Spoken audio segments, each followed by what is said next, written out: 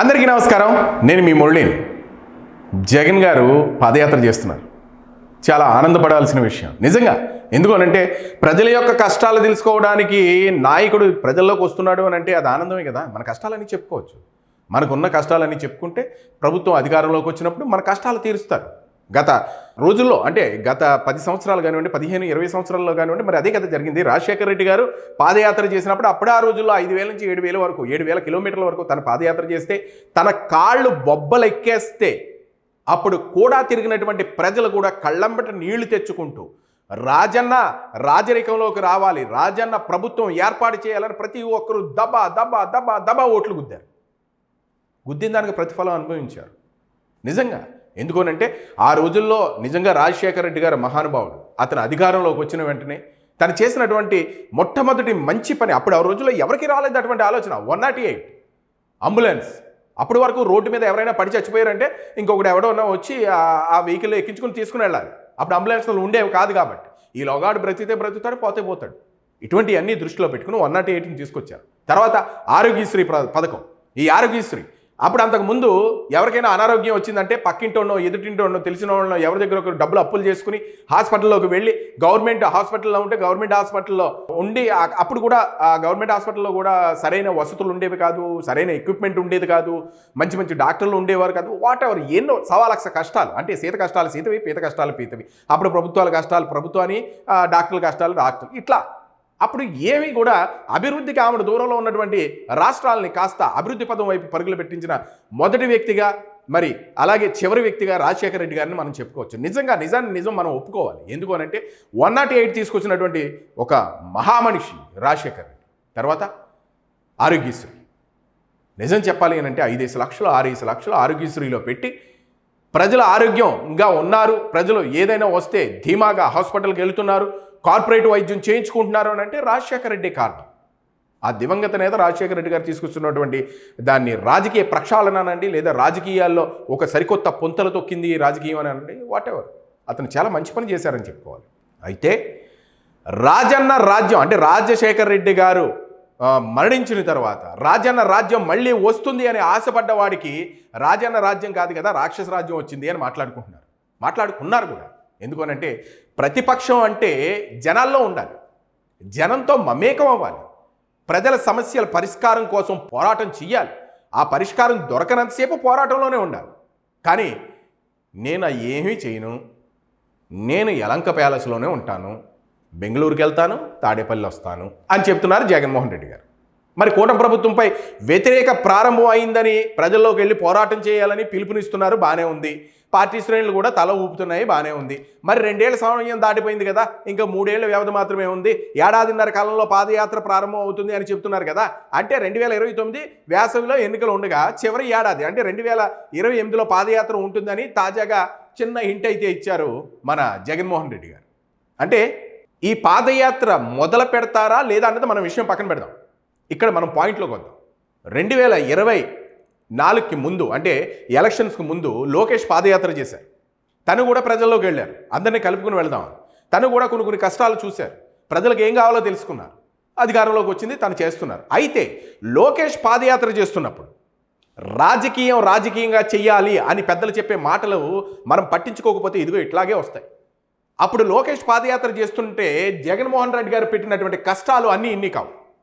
ప్రతి అడుగడుగున లోకేష్ పాదయాత్ర ఆప్ చేయాలని ఎన్నో కష్టాలు, ఎన్నో నష్టాలు అన్నీ భరిస్తూ తను బ్రేక్లు ఇచ్చుకుంటూ పాదయాత్ర పూర్తి చేశారు. మరి ఇప్పుడు 2029 వేసవిలో ఎన్నికలు ఉన్నాయని 2028లో పాదయాత్ర చేసేస్తామంటే ఇప్పుడు ఉన్నటువంటి కూటమి ప్రభుత్వం చూస్తూ ఊరుకుంటుందా అంటే ఏమో, అలా ఎలా ఊరుకుంటుంది అని రాజకీయ విశ్లేషకులు అంటున్నటువంటి మాట. జగన్మోహన్ రెడ్డి గారు పాదయాత్ర చేస్తున్నారు, ఓకే. ఇప్పుడు కూటమి ప్రభుత్వం చేస్తుందో చేస్తుందో అది పక్కన పెట్టేద్దామండి. ప్రజల్లోకి జగన్మోహన్ రెడ్డి గారు వస్తున్నారు. వచ్చిన తర్వాత ప్రజల్లో 1,00,000 ప్రశ్నలు ఉన్నాయి. ఆ ప్రశ్నలన్నింటికీ కూడా సమాధానాలు జగన్మోహన్ రెడ్డి గారి దగ్గర ఉన్నాయా? Number 1 liquor scam. అయ్యా, మీరు అధికారంలోకి రాగానే ప్రజలకు మంచి కాస్ట్లీ మందు ఇప్పిస్తామని అన్నారు. ప్రజల కిడ్నీలు లివర్లు అన్నీ కూడా పాడు చేసేశారు. ఎందుకు మీరు అలా చేశారు? 1,00,000 కోట్లు ఎందుకు వెనకేసుకున్నారు? జగన్మోహన్ రెడ్డి గారు సమాధానం చెప్పాలి. 2 తల్లికి చెల్లికి న్యాయం చేయలేని వారు మాకెలా న్యాయం చేస్తారు? 3 మీరు పాదయాత్ర మధ్యలో ఆపేస్తే అప్పుడు షర్మిల గారు ఉన్నారు, జగనన్న వదిలిన బాణాన్ని అని ముందుకొచ్చారు. మరి ఇప్పుడు మీరు పాదయాత్ర మధ్యలో వదిలేస్తే మీతో పాటు చేసేవాళ్ళు ఎవరున్నారు? సజ్జల చేస్తారా? అంబటి రాంబాబు చేస్తాడా? కొడాలి నాని చేస్తాడా? ఎవరు చేస్తారు? నెంబర్ 4, ఇది చాలా కఠినమైంది అనండి, లేదు అనండి, జగన్మోహన్ రెడ్డి గారి దగ్గర సమాధానం ఉండదు అనుకుంటున్నాను. ఏమండి, మీరు ఆఖరికి శ్రీరెడ్డితో సహా ఫైర్ బ్రాండ్లు అని రోజాని, తర్వాత శ్రీరెడ్డిని, అలాగే విడుదల రజనీని, వీళ్ళందరినీ పెట్టుకున్నారు కదా. కొడాలి నాని, అంబటి రాంబాబు, పేర్ని నాని. మరి ఇట్లాంటి తిట్లు తిట్టించే రాజకీయాలు మీరు చేస్తున్నారంటే మళ్ళీ ఇప్పుడు 2029లో మీరు వస్తే ఇటువంటి రాజకీయాలనే మీరు కొనసాగిస్తారా అని అడిగితే జగన్మోహన్ రెడ్డి గారి దగ్గర సమాధానం ఉందా? ఇలా ఒకటి కాదు, ఎన్నో ప్రశ్నలు జగన్మోహన్ రెడ్డి గారికి సవాల్ విసరడానికి రెడీగా ఉన్నాయి. అయితే 2027 ద్వితీయార్థంలో పాదయాత్ర అనుకున్నట్లు వైఎస్ఆర్ కాంగ్రెస్ పార్టీ శ్రేణులకు షాక్ అవుతున్నారట. అందులో ఉన్న నాయకులందరూ కూడా షాక్. జగన్మోహన్ రెడ్డి పాదయాత్ర అనగానే షాక్. ఎందుకో తెలుసా? జగన్మోహన్ రెడ్డి గారు పాదయాత్ర ప్రారంభిస్తే మొదట పార్టీ శ్రేణులు, పార్టీ క్యాడరు, లేదు అని అంటే పార్టీకి సంబంధించిన వాళ్ళు వెళ్తారు. ఇంకా అక్కడి నుంచి జనాల పోగావాలి, ప్రజలు పోగావాలి. మా అన్న వచ్చాడు, మా అన్న పాదయాత్ర చేస్తున్నాడు, మేము మా అన్నతోనే అని ముందుకు రావాలి. రాకపోతే జగన్ గారు కోపం వచ్చేస్తుంది.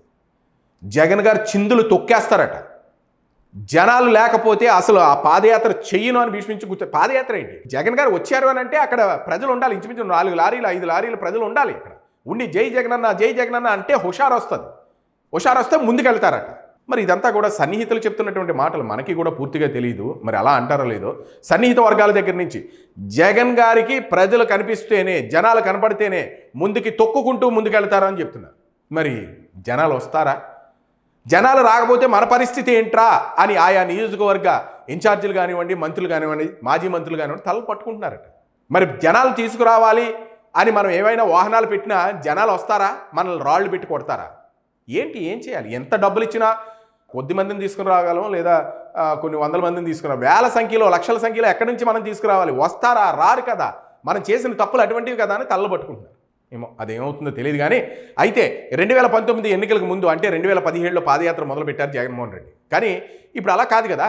చివరి ఏడాదిన్నర ఉందనగా పాదయాత్ర మొదలు పెడతానని చెప్తున్నారు. దానికి కూడా కొన్ని పాయింట్లు నేను చెప్తాను.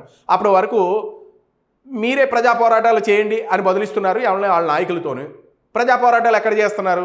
నిన్న కాక మొన్న అంబటి రాంబాబు గారు ప్రెస్ మీట్ పెట్టారు. అతను ఎవరో సాయి కృష్ణ ఎవరో పోలీసులు కొట్టి చంపేశారు అనేసి ప్రెస్ మీట్ పెట్టారు. పెట్టి సాయి కృష్ణకి కొట్టేసినటువంటి దెబ్బలు యుగో అని చూపించారు కొన్ని ఫోటోలు. ఎందుకు చెప్పాలని అంటే అది సాయి కృష్ణ ఫోటోలు కాదు, ఇంకొక అనిల్ రెడ్డివో ఎవరో సంథింగ్ ఏదో పర్సన్ ఉన్నాడు ఆ కృష్ణ లంకలో, ఆ పర్సన్ ఫోటోలు తీసుకుని వచ్చి పెట్టాడు. ఇప్పుడు ఆ ఫోటోలన్నీ కూడా సోషల్ మీడియాకి ట్రోలర్స్కి ఆహారంగా మిగిలిపోయి అంబటి రాంబాబుని ఊతిగా ఆరేస్తున్నారు సోషల్ మీడియాలో.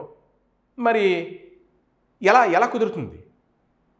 మీరే చూసుకోండి, మీరే చక్కబెట్టుకోండి అనేసి లోకల్ నాయకులకు చెప్తే లోకల్ నాయకులు ఎలా చేయగలరా?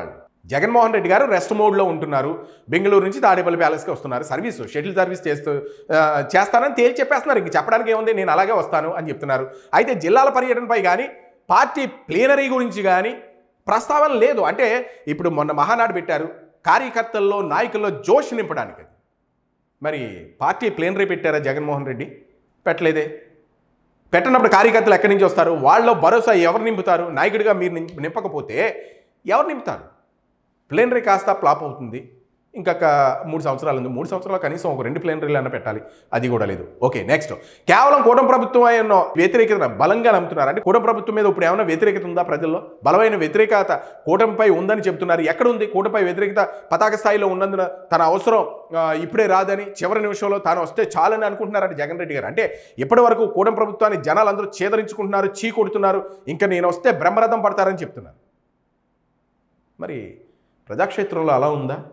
ఏమో నాకైతే అర్థం కావట్లేదు.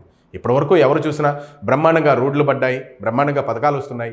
జగన్మోహన్ రెడ్డి గారు అయితే ఇంట్లో చదువుతున్న ప్రతి పిల్లకి, ప్రతి పాపకి నేను డబ్బులు వేస్తానని చెప్పి ఆయన భార్యమణి గారు, భారతీరెడ్డి గారు చెప్పి ఒకరికే వేశారు. ఇప్పుడు అలా కాదు, లోకేష్ ఇంట్లో ఎంతమంది చదివితే అంతమందికి వేస్తున్నారు. ఇవిగా నిదర్శనాలను చూపిస్తున్నారు. అలాగే అభివృద్ధి పదం వైపు పరుగులెడుతున్న ఆంధ్రప్రదేశ్ను చూపిస్తున్నారు. కావాల్సినవన్నీ కూడా ఒక్కొక్క మంత్రి కూడా క్షేత్రస్థాయిలో తిరుగుతూ పర్యటనలు చేస్తూ అందిస్తున్నారు. మరి జగన్మోహన్ రెడ్డి గారికి వ్యతిరేకత ఎక్కడ కనపడుతుంది అనేది నాకు అర్థం కాలేదు. ఇక జగన్మోహన్ రెడ్డి గారు పర్యటన చేసే జిల్లాలు ఏంటన్నది ఒకసారి మనం చూద్దాం. 2025 సంక్రాంతికి ముందే జిల్లాల పర్యటనను ఆర్భాటంగా ప్రకటించారు. అయితే జిల్లాల పర్యటన లేదు, ఏం లేదు, పక్కన పెట్టేశారు. అయితే అలా ప్రకటించిన ఏడాదిన్నర అవుతుంది, కానీ క్యాడర్ మాత్రం కళ్ళు కాయలు కాసేలా చూస్తుంది. జగన్ అన్న బయటకు వస్తే బాగుండు ఏమీ లేదు. అయితే 2027 ద్వితీయార్థంలో పార్టీ ప్లేనరీ, ఆ తర్వాత పాదయాత్ర మొదలవుతుందని పార్టీ వర్గాల్లో ఎంతో ఆశ పెట్టుకున్నారు 2027లో. కానీ అంత సీన్ కూడా ఇప్పుడు కనపడడం లేదు. అయితే నేను సీన్లోకి వస్తాను, ఎప్పుడు వస్తానన్నది కూడా మీరు నన్ను అడగొద్దు. ఎందుకనంటే కూటమి ప్రభుత్వం మీద వ్యతిరేకత బాధగా ఉంది. ఆ బాగా ఉన్న వ్యతిరేకత మధ్యలోకి నేను వచ్చి ప్రజల్లోకి వెళ్ళిపోయి క్లైమాక్స్ సీన్లో నేను ఫైటింగ్ చేస్తానని బదిలిస్తున్నారండి జగన్మోహన్ రెడ్డి గారు. అది వర్కౌట్ అయ్యే ఛాన్స్ లేదు. వైఎస్ఆర్ కాంగ్రెస్ పార్టీ వర్గాలు కూడా తెలుసు. అందుకే కక్కలేక మింగలేక జగన్మోహన్ రెడ్డి గారు పాదయాత్ర చేస్తే ఎక్కడి నుంచి తీసుకురావరా ఈ జనాలందరినీ మన మీద మొహం మీద వస్తున్నారు, మనం ఏం చేసామని, ఏం ఓడబొడిచామని, బటన్ నొక్కుడు డబ్బులు పంచుడు, బటన్ నొక్కుడు డబ్బులు, ఏముంది ఇప్పుడు ఎవడో రాడు. ఎందుకు వచ్చిన పాదయాత్ర రా బాబు, కనీసం ప్లేనరీ పెడితే బాగుండు, వచ్చి 11 సీట్లు కానీ ఏమన్నా ఒక 5-6 కలుపుకుందాం అని వాళ్ళు మొదలు పడుతున్నటువంటి సందర్భాలని రాజకీయ విశ్లేషకులు అంటున్నటువంటి మాట. మరి రాజకీయ విశ్లేషకులు ఇంత అలా చెబుతున్నటువంటి మాటలో జగన్మోహన్ రెడ్డి గారు పాదయాత్ర చేస్తే నా వెనక వచ్చేది ఎవరు, నా వెనక సచ్చేది ఎవరు అని బాహుబలి అడిగినట్టు అడిగితే ఎవరు రారు, ఏమీ ఉండదు. Single man single army. చూద్దాం మరి జగన్మోహన్ రెడ్డి గారు పాదయాత్ర చేస్తే ప్రజలందరూ మమేకమై తండోపతండాలుగా వెనక వెళ్ళి కూటమి ప్రభుత్వాన్ని ఓడిస్తారా?